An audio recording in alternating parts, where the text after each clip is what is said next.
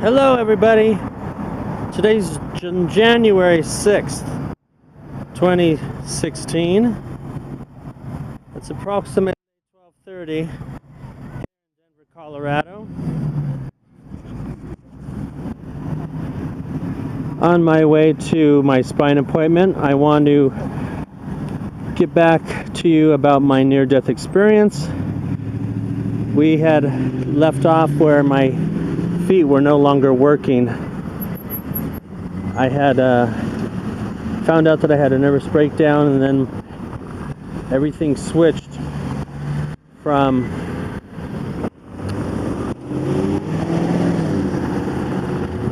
my brain to my feet.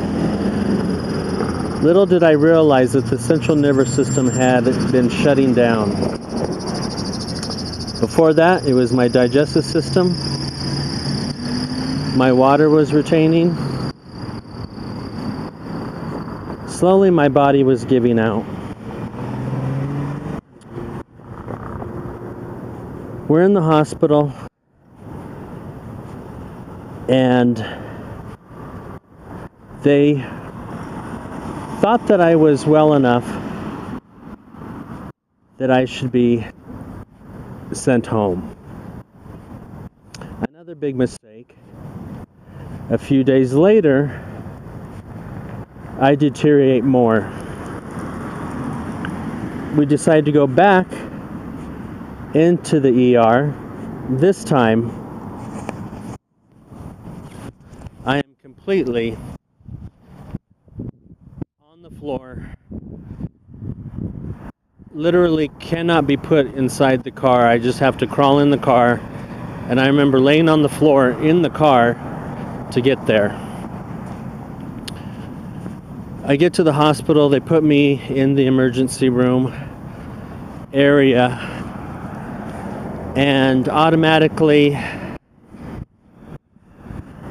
I'm in a wheelchair. I'm put in a bed, and this is where it gets real fuzzy. Things become fuzzy with near-death experience because the mind is separating from the body.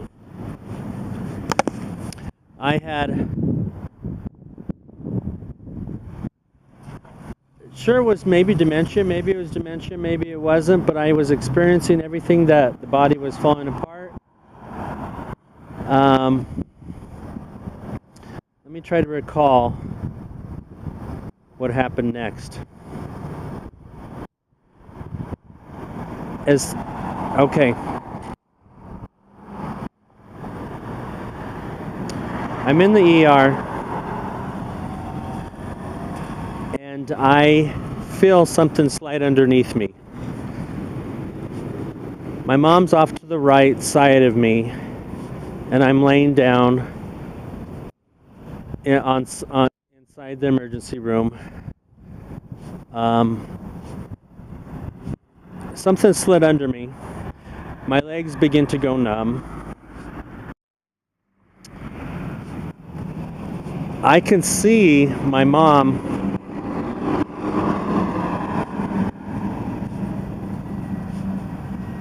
talking to me, but I can't hear her. I can see my mom beginning to cry.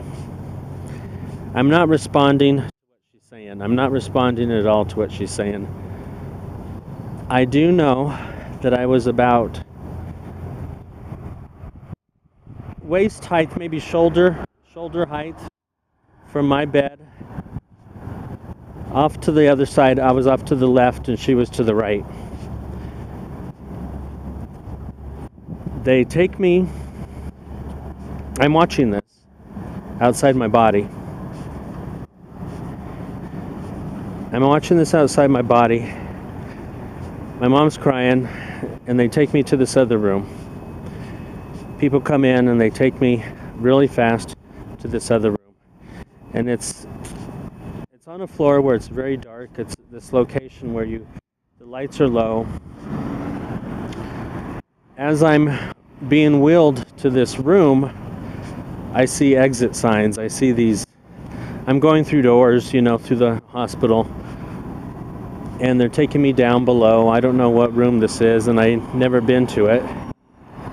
And these exit signs are like the only things I can make sense of. And when I get to the room, it's an empty room. There's beds lined up. I would say there's at least 10 on this side, 10 on the other side.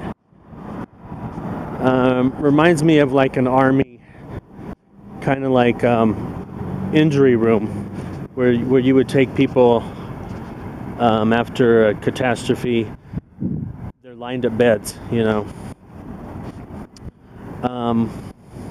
My family comes in. They come around me on the bed, and they start saying their goodbyes. And I'm watching this with no feelings. I'm watching this with no despair, no urgency. I'm just watching it. I'm just observing it. It's quiet. It's very quiet in that room. It's like candlelight dim. That's how dim this room is. Incredibly quiet. I can't remember everybody who was there, but there was at least 5 to 6 people there around my bed. And I know it was my family, because they were each talking and saying goodbye, and what they could do. Some couldn't talk, some couldn't say anything.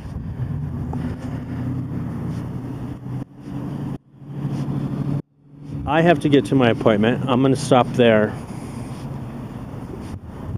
I apologize if it was a little slow to get that out, because I haven't told this story of my near-death experience.